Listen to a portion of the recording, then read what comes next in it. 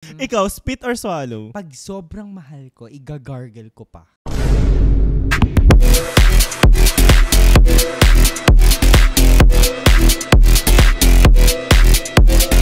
We also have to talk about the climax part. Wherein, syempre, medyo malapit na. At kapag lalabasan, merong lumalabas na parang white blessing.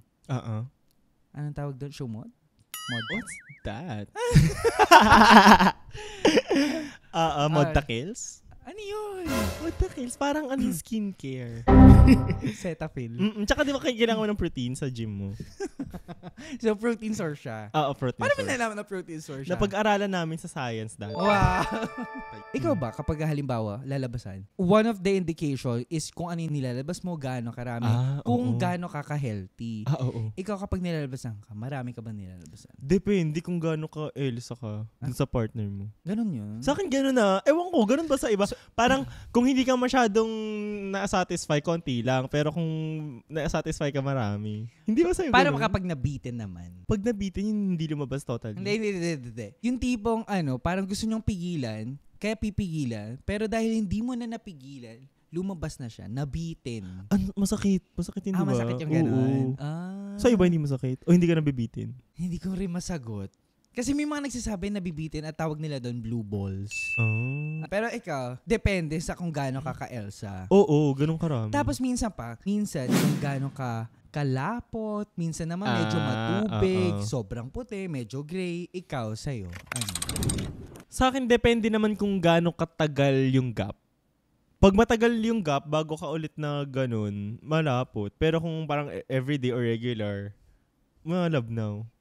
Ganun ba sa'yo? Ako kasi matubig akong tao. As in, sobrang dami kong minom ng tubig. Pag nilalabasan ako, medyo ma-fluid talaga siya. Ganun. Oo. Pero marami? Marami. As in, talaga? minsan nga kapag kunyari magsasarili ako, siguro ang pinaka malayo ko na, yung mata ko, kunyari. Ay, so tumatalsik siya.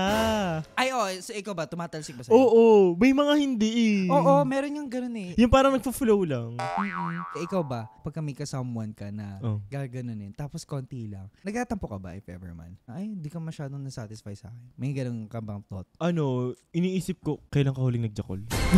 Kasi baka nakadepende, baka... Ano yung jakol? Ano ba yun?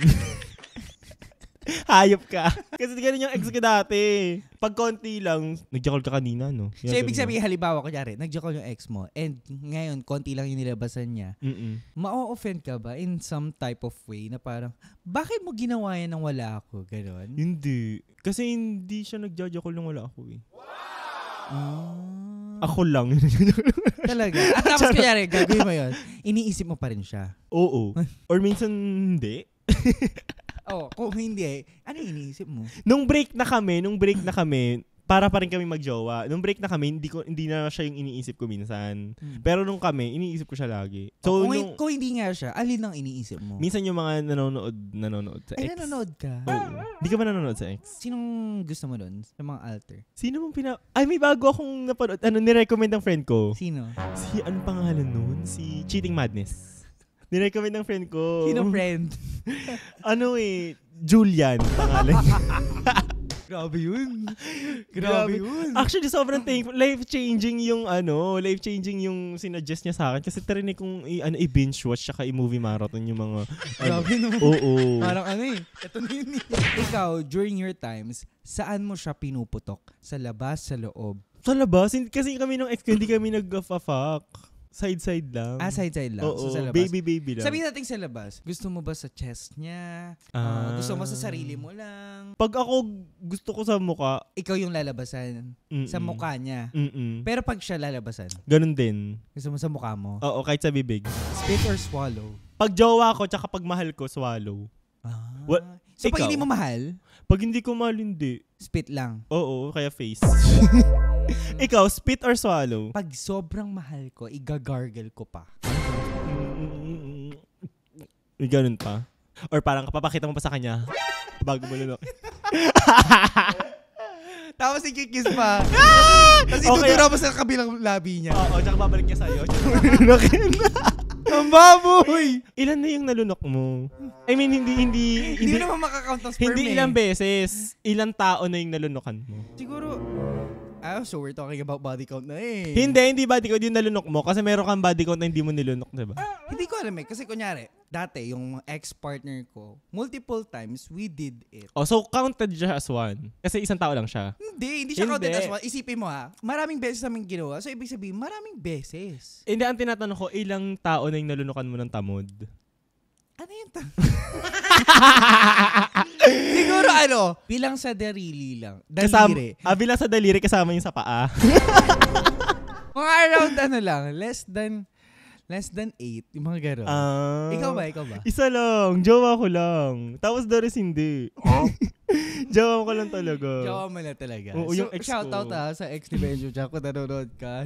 Ikaw ang nag-iisa. Ikaw ang nag-iisang nilunok ko. Nakapribilehiyo ka. Grabe, no? Hindi kasi first time ko siya sa lahat ng Sige, sabihin natin nilulunok mo. Anong lasa? Nilulunok ko lang. Siyempre, wait lang. May aftertaste siya, di ba? Nalunok mo na. Pero dumaan pa rin siya sa dila mo eh. Parang hindi ko maalala. Hindi ko na po maalala. Basta parang nilulunok ko lang. Alam mo yung gamot na pilit mong hindi nilalasahan. So, gusto mo diretso lunok? Oo, kasi ang eksena niya, ako uunahin niya na na palabasin. Kaya wala na yung yung parang urge ko. Ngayon paglalabasan na siya, parang ginagawa ko na lang. Pero na-enjoy ko naman yun tayo. pero ngayon, syempre parang nilulunok ko lang talaga yun. Sabihin natin nawawala yung urge mo tapos nilulunok mo nga. Bakit agad mo siyang nilulunok? Parang feeling ko hindi ko siya gusto eh. Bakit? Oh my God, parang gusto ko siya pero not so much. Hindi kasi syempre parang dumaan siya sa taste buds mo, di ba? So like, kung agad mo siya lulunokin, parang sabi ko, ay, may impression ka na hindi siya masarap, ganon? Parang may ganon. Wait lang, iniisip ko ano bang lasa. Ikaw, ano bang lasa ng mga na lunok mo? Actually, iniisip ko nga, depende sa kung ano yung kinain. Intake niya, kung ano yung mga beverage. If you're really hydrated, kunyari, inom ka ng tubig, tapos healthy pa yung food na kinakain mo. Some say, and I can attest din naman, matamis-tamis. Sabi nila ganun, tsaka pag kumain ng pineapple. Ayun. Pero parang wala. Parang trini namin jowa ko wala. And then, promise, alam mo bakit? Bakit? Kasi I've also experienced an incident with my ex na nilunok ko rin naman. Nung uminom, kapag ka medyo palainom siya eh. So, medyo alcoholic. Oh. Kapag nandun siya sa face na alcoholic, medyo mapait-pait. Talaga? Pag healthy living? Pag healthy living, manamis-namis. Meron nagsabi nga sa akin before na yung mga nag-gym daw, masarap daw yung lasa ng tamod. Kasi nga, sobrang healthy sila. So, nung sa ex mo, di masarap yung tamod mo? yung ex mo nga tinutukoy ko. Sa kanya yes, kasi mahal ko siya ng time na yun. So pag mahal, masasabi mo masarap? Oo. Kahit na nilulunok mo agad? Oo. Siyempre, nung first pero time ko healthy naman siya, healthy. Healthy naman siya. Tsaka first time ko nga yun, kaya kahit masarap o hindi, nilulunok agad kasi bago siya sa akin. Kaya tinatanong ko, kapag kunyari marami siyang nilabas, tapos medyo manamis-namis, sabi ko, matubig ka na. Sabi niya, paano mo nalaman? Sabi ko, kasi yung tamad mo eh. Ay, ganun. Para ka pala nag-aala nurse after sex. Hindi naman. May consultation. Pero speaking of, so since, tinitake natin, during the time na na-experience mo yung sex, saan mo pinutok? Sa loob o sa labas? Yung unang-una sa loob.